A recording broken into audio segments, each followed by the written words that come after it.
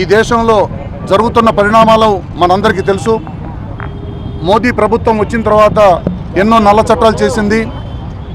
ఆ నల్ల చట్టాల్లో భాగంగా ఈరోజు వక్ఫ్ చట్టం ఏదైతే ఉందో 2025 అది రద్దు చేయాలని ఆల్ ఇండియా ముస్లిం పర్సనల్ లా బోర్డు ఈరోజు 9 గంటల నుండి 9 గంటల 10 నిమిషాల వరకు లైట్లు ఆర్పేసి దేశవ్యాప్తంగా నిరసన తెలియజేయాలని కోరడం జరిగింది.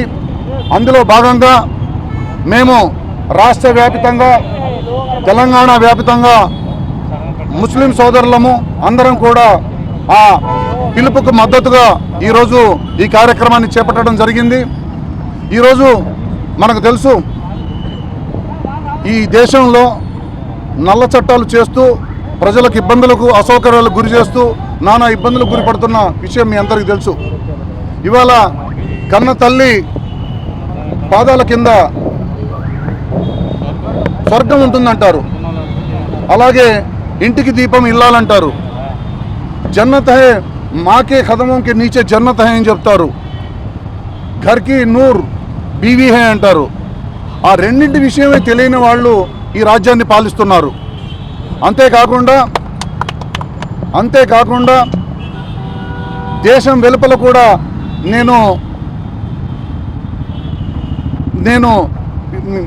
దేశం వెలుపల కూడా నేను గొప్ప జ్ఞానినని చెప్పుకుంటూ ముందుకెళ్తున్నారు.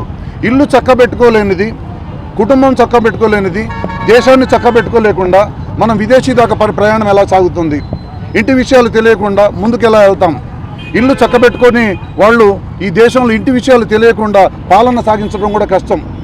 అందుకే ఈ నల్ల చట్టం వక్ఫ్ బోర్డు చట్టం ఏదైతే ఉందో అది వక్ఫ్కి ఇచ్చిన దానం ఏదైతే ఉందో, భూములు దానం ఏదైతే ఇస్తారో దేవాలయాలకు ఇచ్చిన దానం లాంటివే భూములు.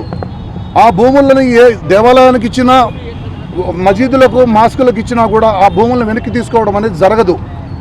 అలాంటి ఇనాం భూములని, అలాంటి దేవాలయాలకు వచ్చిన ఏదైతే భూములు ఉన్నాయో ఈ భూములు కూడా అలాంటివి అనేది అందరూ తెలుసుకోవాల్సిన అవసరం ఉంది.